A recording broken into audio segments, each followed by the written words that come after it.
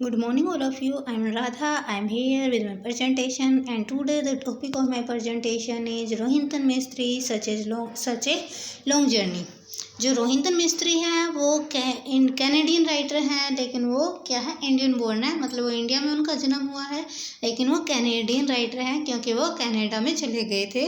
तो जो हमारा नोवेल है सच ए लॉन्ग जर्नी, उसके बारे में बताने से पहले मैं जो रोहिंतन मिस्त्री है उसकी आपको एक शॉर्ट इंट्रोडक्शन दूंगी, उसकी बायोग्राफी के बारे में बताऊंगी। जो हमारा लिटरेचर है उसमें हमें सारे के सारे जो लिटरेचर है उसको कवर करना है, तो हमें जो ये हमारे रोहिंतन मिस्त्री हैं उसके बारे में भी इंफॉर्मेशन होना ज़रूरी है। और उसका जो ये नोवेल है सच ए लॉन्ग जर्नी, ये नेट पॉइंट ऑफ व्यू से बहुत ही ज़्यादा ज़रूरी नोवेल है, क्योंकि जो ये रोहिंतन मिस्त्री के द्वारा लिखा गया बहुत ही कंट्रोवर्शियल नोवेल है। तो अब मैं रोहिंतन मिस्त्री के बारे में आपको बताऊंगी। Rohinton Mistry born 3 July 1952 is an Indian born Canadian writer. जो रोहिंतन मिस्त्री है उसका जन्म 3 जुलाई 1952 को हुआ और ये इंडिया में जन्म हुआ। इंडियन बोर्न एक कैनेडियन राइटर हैं। इनका जन्म इंडिया में हुआ था, मुंबई में हुआ था, लेकिन ये क्या है, कैनेडियन राइटर हैं। He was awarded the Neustadt international prize for literature in 2012। इनको नोस्टॉल्ट इंटरनेशनल प्राइज मिला था। कब मिला था? 2012 में इनको नोस्टॉल्ट इंटरनेशनल प्राइज मिला था। रोहिंतन मिस्त्री वाज बोर्न इन 1952। जो रोहिंतन मिस्त्री है इनका जन्म 1952 में हुआ था, मुंबई में हुआ था। मैंने ये आपको पहले बता दिया है। India to be the Parsi family, और इनका जन्म पारसी फैमिली में हुआ था। ही एमिग्रेटेड टू कनाडा, और फिर वो माइग्रेट कहाँ कर गए, कहाँ पर, कनाडा में चले गए। इन 1975 1975 में 1975 में ये कहाँ पर, कनाडा में चले गए। While attending the University of Toronto. अब यहाँ पर उसके जो लिटरेरी करियर है उसके बारे में बताया कि उसकी जो लिटरेरी करियर है वो कैसे शुरू हुआ था। तो he read in the University of Toronto Woodsworth College. जब वो जो यूनिवर्सिटी ऑफ टोरंटो के जो वुडवर्थ कॉलेज है उसमें पढ़ रहे थे, he won the 2 Hart House literary prize. उनको जो ही वॉन, उसको जो 2 हार्ट हाउस लिटरेरी प्राइज था वो मिला था फॉर स्टोरीज, उसकी कहानी के लिए, which were published in Hart House review, जो कि हार्ट हाउस रिव्यू में पब्लिश हुई थी। और उनको कैनेडियन फिक्शन मैगजीन का एनुअल कंट्रीब्यूटर प्राइज भी मिला था 1982 में। उनको 1985 में एनुअल कंट्रीब्यूटर जो प्राइज है वो मिला था। और किसने दिया था? कैनेडियन फिक्शनल जो मैगजीन है उसके द्वारा इसको दिया गया था। अब उसके जो वर्क है उनके बारे में हम जान लेते हैं। जो पहला जो उसका वर्क है, उसकी जो शॉर्ट स्टोरी है वो है, तो उसका जो पहला वर्क है वो क्या है, टेल्स फ्रॉम द फिरोजाबाद। कौन सी है? Tales from the Firozabad. और सेकंड जो वर्क है वो है उसका सच ए लॉन्ग जर्नी, जो कि आज के जो हमारा मेन टॉपिक है वो सच ए लॉन्ग जर्नी, ये 1991 में पब्लिश हुआ था, सच ए लॉन्ग जर्नी। थर्ड जो उसका जो नोवेल है वो है ए फाइन बैलेंस। क्या है? ए फाइन बैलेंस, जो कि 1995 में पब्लिश हुआ था। और फोर्थ जो है उसका वर्क वो है फैमिली मैटर। तो जो मैंने ये थियरी अपनाई है कि मैं किसी भी वर्क को करवाने से पहले जो राइटर है उसकी शॉर्ट इंट्रोडक्शन दूंगी। मेरी जो वीडियो बनाती हूँ उसमें जो राइटर है उसकी पिक्चर भी लगाती हूँ। मैं पिक्चर इसलिए लगाती हूँ क्योंकि जब हम किसी भी बंदे की पिक्चर देखकर उसके बारे में पढ़ते हैं तो वो हमें जल्दी याद होता है। जो पिक्चर के साथ हम किसी भी चीज़ को पढ़ते हैं तो वो हमें जल्दी याद होती है। तो हम क्या है, जब भी हम कभी रोहिंतन मिस्त्री का जब नाम पढ़ेंगे तो हमें क्या, उसकी इमेज सामने आएगी। जैसे कल मैंने जो कैनेडियन राइटर थी मार्गरेट एटवुड, उसके बारे में बताया था, तो कैनेडियन राइटर की जो इमेज थी वो तभी हमारे सामने आ गई थी कि ये कैनेडियन राइटर है, इसका नाम मार्गरेट एटवुड है। इसी तरह से मैंने शोवाल्टर का जो वर्क करवाया था तो शोवाल्टर की भी पिक्चर याद आ गई थी। शोवाल्टर एक क्यूट सी लेडी है। तो इस तरह से जो मैं सारे के सारे जो वर्क करवा रही हूँ उसमें पहले जो राइटर है उसकी शॉर्ट इंट्रोडक्शन के साथ उस वर्क को समझा रही हूँ, ताकि आपको जो हमारे माइंड में किसी चीज़ को फिक्स करना बहुत ज़्यादा ज़रूरी है। और इस चीज़ के द्वारा हम किसी भी वर्क को लंबे टाइम तक अपने माइंड के अंदर फिक्स कर सकते हैं। तो इसलिए मैं जो राइटर है उसकी इंट्रोडक्शन के साथ किसी भी वर्क को आपके सामने प्रेजेंट कर रही हूँ। तो ये मैं आपकी मेमोरी जो है उसको बढ़ाने के लिए कर रही हूँ। तो अब मैं जो मेरा मेन पॉइंट है उसके ऊपर आती हूँ। जो हमारा वर्क है सच ए लॉन्ग जर्नी, उसके बारे में मैं आपको बताती हूँ किसी भी वर्क को शुरू करने से पहले हमें उसके जो करैक्टर हैं उनके बारे में पता होना चाहिए। तो जो हमारा नॉवल है such a long journey by Rohinton Mistry, इसका जो प्रोटैगनिस्ट है वो है गुस्टाव नोबल। कौन है? गुस्टाव नोबल है। उसकी वाइफ है, उसकी वाइफ का नाम है दिलनवाज नोबल। क्या है? दिलनवाज नोबल। और उसके 3 चिल्ड्रन हैं, 3 बच्चे हैं। उनका नाम है सोहराब नोबल, डेरिस नोबल और रोशन नोबल। तो 3 बच्चे हैं उनके, सोहराब नोबल, डेरिस नोबल और रोशन नोबल। यहाँ पर जो गुस्टाव है वो अपनी फैमिली के साथ अपनी जो लाइफ है उसको जी रहा है। तो ये शुरुआत में क्या एक सिंपल कहानी शो होती है, जिसमें क्या है, जो गुस्ताव है वो अपनी फैमिली को सपोर्ट के लिए, उसको पॉवर्टी से बाहर निकालने के लिए अपनी कोशिश करता है। तो इसमें हमें जो ये करैक्टर उनको याद रखना है। प्रोटैगनिस्ट है Gustav Noble, Dilnavaz Noble, Sohrab Noble, Darius Noble और रोशन नोबल। और सेकंड जो करैक्टर का जो पार्ट है उसमें हम ले सकते हैं गुस्ताव के जो क्लोज फ्रेंड हैं, गुस्ताव के जो क्लोज फ्रेंड हैं उनको, जो उसमें कौन है, मेजर जिमी बिली बॉय बिली मोरिया है। कौन है? मेजर जिमी बिली बॉय बिली मोरिया है। और उसका फ्रेंड है दिलस्वाजी। और कौन है? मैल्कोन सैल्दनाहा, कुछ भी बोल सकते हो, मैल्कोन सैल्दनाहा। तो उसका जो फ्रेंड है वो है। तो इसमें ये कहानी है उसके दोस्तों के बारे में, उसके जो व्यवहार है उसके बारे में बताती है। मैं जो ये नोवेल है इसमें एक जो इंट्रोडक्शन, जो ये नोवेल है इसकी एक इंट्रोडक्शन आपके सामने दूंगी।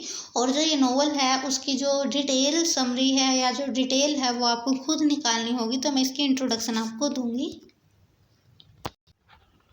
अब मैं जो ये नोवेल है उसकी जो इंट्रोडक्शन है, उसकी जो समरी है वो आपके सामने प्रेजेंट करती हूँ। Such a long journey by Rohinton Mistry. Such a long journey is a novel by Rohinton Mistry. ये मैंने आपको पहले बता दिया है। सच ए लॉन्ग जर्नी जो है ये रोहिंटन मिस्त्री के द्वारा लिखा गया नोवेल है। It was short listed for the book prize. जो ये नोवेल है इसको बुकर प्राइज के लिए शॉर्ट लिस्टेड किया गया था। And won the several other award, और इसने बहुत सारे जो दूसरे अवार्ड हैं वो भी क्या किए हैं, वोन किए हैं, जीत लिए हैं। Such a long journey takes place in Mumbai in the year 1971। जो ये सच ए लॉन्ग जर्नी जो है ये टेक प्लेस, ये प्रेजेंट किया गया है कब, उस टाइम की बात है जब ये क्या है 1971 में जो मुंबई का जो टाइम है उसके बारे में जो ये नोवेल है इसका वर्णन किया गया है। तो ये जो नोवेल है वो 1971 में मुंबई का जो टाइम है उसके साथ ये शुरू होता है। Novel protagonist is a hard working bank clerk in Gustav Noble. जो इस नोवेल का जो प्रोटैगनिस्ट है वो कौन है, गुस्टाव नोबल है। और वो क्या करता है, एक हार्ड वर्किंग बैंक क्लर्क है। क्या है, हार्ड वर्किंग बैंक क्लर्क है। ए मेंबर ऑफ पारसी कम्युनिटी, और पारसी कम्युनिटी से ये बिलोंग करता है। किससे बिलोंग करता है, पारसी कम्युनिटी से। And a devoted family man struggling to keep his wife Dilnawaz and 3 children out of poverty. और ये वो मैन है जो अपनी फैमिली को अपने पूरे स्ट्रगल के साथ क्या है आगे बढ़ाने की कोशिश कर रहा है और उन्हें गरीबी से बाहर निकालने की कोशिश कर रहा है। But his family begins to fall apart as his eldest son refused to attend the prestigious Indian Institute of Technology to which he has been gained to admittance। जो इसमें ये एक सिंपल से जो बात कही गई है वो ये कही गई है कि जो ये फैमिली है वो अलग अलग हो जाती है जब उसके बेटे ने जो इंडियन इंस्टीट्यूट ऑफ टेक्नोलॉजी है उसमें एडमिशन लेने से मना कर दिया था। जो हमारी लाइफ होती है उसमें जो हमारे फादर होते हैं, मदर होती है, उनके अपने बच्चों के लिए कुछ सपने होते हैं। तो जो यहाँ पर गुस्ताव नोबल है उसने भी क्या किया था, अपने बेटे के लिए, उसको इंजीनियर बनाने के लिए उसे क्या है इंडियन इंस्टीट्यूट टेक्नोलॉजी में एडमिशन दिलाना चाहता था। लेकिन जब उसके बेटे ने इंडियन इंस्टीट्यूट ऑफ टेक्नोलॉजी में एडमिशन लेने से मना कर दिया तो ये उनकी फैमिली जो थी वो क्या हो गई, सेपरेट हो गई, बिल्कुल अलग अलग हो गई, छिन्न भिन्न हो गई। तो उसके जो एल्डेस्ट सन था उसने इंडियन इंस्टीट्यूट ऑफ टेक्नोलॉजी में एडमिशन लेने से मना कर दिया। To which he has been gain admittance and his youngest daughter फालिल। और जो उनकी सबसे छोटी जो बेटी थी वो क्या थी, बीमार हो गई थी, सिर्फ फालिल वो बीमार हो गई थी। A letter that Gustav received one day from the old friend Major Bilimoria. अब उसको अपने दोस्त से एक लेटर मिलता है, किससे, बिली मोरे से एक लेटर मिलता है। और ये लेटर जो है इसके अंदर ही जो रोहिंटन मिस्त्री है उसने अपनी स्टोरी में जो पॉलिटिकल जो इवेंट्स हैं उनका वर्णन किया है, जो पॉलिटिकल इंटरफेरेंस है उनका वर्णन यहाँ पर किया है। तो हमारा जो करेक्टर है, जो हमारा मेन करेक्टर है गुस्टाव नोबल, उसको एक लेटर मिलता है जो कि मेजर मिली मौर्य के द्वारा उसे दिया जाता है। Slowly drawn him into the government deception involving in threat, secrecy and large amount of money. और जो ये लेटर था उसने उसकी लाइफ को बिल्कुल चेंज कर दिया था। और इस लेटर के कारण slowly drawn into the government deception, वो एक गवर्नमेंट का एक जाल था उसमें फंसता चला गया, जो गवर्नमेंट के द्वारा धोखा दिया गया था उसको उसके अंदर वो फंसता चला गया था। इन्वॉल्विंग थ्रेट, अब उसको धमकी मिलती थी, सीक्रेसी का सामना करना पड़ता था, लार्ज अमाउंट ऑफ मनी, और उसे अपने जो इस लेटर के कारण और जो अब उसका गवर्नमेंट जो इंटरफेरेंस है उसके कारण बहुत सारे रुपए देने पड़े थे of money. He then begins a long journey, और अभी से इसी लेटर के साथ उसकी एक बहुत ही लंबी जर्नी शुरू हो जाती है, और यही इस वर्क का टाइटल है, such a long journey started now. तो क्या है, he then begins the long journey, अब उसकी जो लॉन्ग जर्नी थी वो शुरू हो जाती है। That sheds a new light on all the aspect of Gustav's personal and political life। और ये अब जो लाइफ उसकी शुरू हो गई थी, उसने गुस्ताव की जो लाइफ थी पर्सनल और पॉलिटिकल, उस लाइफ को उसको बहुत ही ज़्यादा क्या कर दिया, कंट्रोवर्शियल कर दिया, उसको बहुत ही ज़्यादा उलझा दिया था। तो उसकी लाइफ बिल्कुल चेंज हो गई थी। The novel not only follows the Gustav life but also the Indian political turmoil under the leadership of Indira Gandhi. और इस कहानी में जो रोहिंटन मिस्त्री है उसने ना सिर्फ गुस्ताव की लाइफ के बारे में बताया है, बल्कि उसने जो इंडिया की जो पॉलिटिक्स है, जो टर्मोइल है, इंदिरा गांधी के टाइम में चल रही जो पॉलिटिक्स है उसका जो तस्वीर है वो हमारे सामने है पेश की है। तो सेकंड पार्ट जो है, जो ये कहानी थी वो इसकी जो इंट्रोडक्शन थी यहीं पर खत्म हो जाती है। अब इस जो नॉवल है इसको कंट्रोवर्शियल नॉवल क्यों कहा जाता है, इसको अब हम देखते हैं। जो नॉवल है उसको कंट्रोवर्शियल क्यों कहा जाता है। Such a long journey was withdrawal from the syllabus of Mumbai University since it contain the perspective of some character in the book discriminatory the derogatory remark about the Maharashtrian and abusive language for Bal Thackeray. अब क्या कहा है कि जो ये novel था उसको मुंबई की यूनिवर्सिटी का जो सिलेबस था उससे क्या कर दिया गया था, हटा दिया गया था, विथड्रॉल कर दिया गया था। ये जो हमारा नॉवल है सच ए लॉन्ग जर्नी पहले मुंबई के सिलेबस में था, लेकिन इसको वहाँ से विथड्रॉल कर दिया गया था। क्योंकि इसके अंदर कुछ जो हमारे महाराष्ट्रियंस हैं, महाराष्ट्र के लोग हैं, और जो बाल ठाकरे हैं, बाल ठाकरे के बारे में कुछ लिख दिया गया था, जिसके कारण वहाँ से इसको विथड्रॉल कर दिया गया था। तो क्या होता है इसमें, इसके लिए क्या किया गया था, किसने करवाया था इसको withdrawal, the Bal Thackeray the leader of Shiv Sena political party of Maharashtra. और जो बाल ठाकरे हैं वो कौन है, शिवसेना का लीडर है, क्या का शिवसेना का लीडर है। और शिवसेना क्या है, पॉलिटिकल पार्टी है, कहाँ पर, महाराष्ट्र में। महाराष्ट्र की पॉलिटिकल पार्टी है जिसका जो लीडर है वो कौन है, बाल ठाकरे है। और इस नॉवल में उसके बारे में कुछ लिखा गया है जिसके कारण जो नॉवल है उसको यूनिवर्सिटी के सिलेबस से विथड्रॉल कर दिया गया था। अब ये किसने कहा था कि नॉवल जो है वो सही नहीं है, इसके अंदर अब्यूसिव लैंग्वेज का यूज़ किया गया है, पॉलिटिकल का डिस्क्रिप्शन गलत दिया गया है। तो ये किसने कहा था, आदित्य ठाकरे ने। किसने कहा था, आदित्य ठाकरे ने कहा था। आदित्य ठाकरे ग्रैंडसन ऑफ बाल ठाकरे, जो आदित्य ठाकरे था वो बाल ठाकरे का ग्रैंडसन था।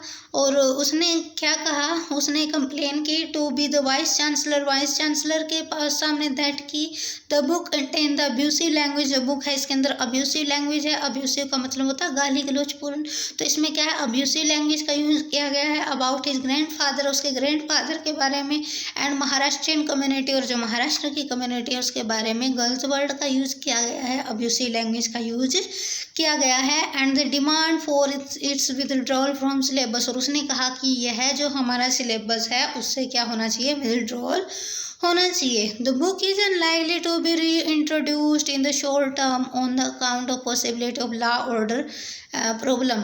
और इस नॉवल को जो लॉ ऑर्डर प्रॉब्लम है उसके तहत रखकर इसको जो सिलेबस था, यूनिवर्सिटी का जो सिलेबस था, उससे क्या कर दिया गया था, विथड्रॉल कर दिया गया था। जो मिस्ट्री है रोहिंटन मिस्त्री, जो हमारा रोहिंटन मिस्त्री है, उसने क्या किया, has also expressed disappointment to statement regarding the withdrawal. जब इसको जो सिलेबस है उसमें से हटा दिया गया था तो रोहिंटन मिस्त्री ने क्या दिखाए थे, अपनी जो उदासी है, डिसअपॉइंटमेंट है, वो शो की थी। अब जो हमारा नेक्स्ट जो थर्ड जो पॉइंट है वो ये है कि क्या है कि इस नॉवल को कौन कौन से प्राइज़ मिले हैं। इसके प्राइस के बारे में बताने से पहले मैं दोबारा फिर इस नॉवल को रिवाइज करवा देती हूँ। क्या कि रोहिंटन मिस्त्री जो है वो इंडिया के अंदर जन्म हुआ था, लेकिन वो कनाडा में चले गए थे, तो वो क्या है, कैनेडियन राइटर हैं। उनका जन्म 3 जुलाई 1952 को हुआ था, 3 जुलाई 1952 को हुआ था। और उन्होंने बहुत सारे वर्क लिख रखे हैं और उनकी हमारे जो इंग्लिश लिटरेचर में है उसमें एक विशेष पहचान है। उसका जो फेमस नॉवल है वो सच ए लॉन्ग जर्नी है। और वो जो पॉलिटिकल टर्मोइल्स हैं, पॉलिटिकल डिस्क्रिप्शन है, उसके कारण कंट्रोवर्सी में रहा है। और जो हमारा सच ए लॉन्ग जर्नी है उसका जो मेन कैरेक्टर है वो कौन है, गुस्ताद है, गुस्ताद नोबल है। और उसकी लाइफ की जर्नी बताई गई है जिसमें उसे क्या है, सरकार के साथ उसके कुछ सरकार के साथ उसके लाइफ में क्या क्या चेंज हुआ उसका वर्णन किया है। उसके लिए बहुत सारे पैसों का जो अमाउंट का जो पे करना पड़ा था उसका वर्णन किया गया है। और सच ए लॉन्ग जर्नी को क्या है, जो मुंबई के जो सिलेबस था उसे हटा दिया गया था, क्योंकि इसके अंदर जो हमारे रोहिंटन मिस्त्री हैं उसके द्वारा अब्यूसिव लैंग्वेज का यूज़ किया गया था। और महाराष्ट्रियन कम्युनिटी और जो बाल ठाकरे हैं उसके बारे में कुछ गलत व्यूज़ दिए गए थे। तो ये हमारा नॉवल था सच ए लॉन्ग जर्नी। अब इसके बारे में हम ये देख लेते हैं कि इसको प्राइज़ कौन कौन से मिले हैं। ये नॉवल हमने पहले बताया कि पब्लिश हुआ था 1991 में, 1991 में पब्लिश हुआ था। इसको गवर्नर जनरल अवार्ड मिला हुआ है, कॉमनवेल्थ प्राइज़ मिला हुआ है, short listed for prestige Booker prize है, ये बुकर प्राइज़ के लिए शॉर्ट लिस्टेड है।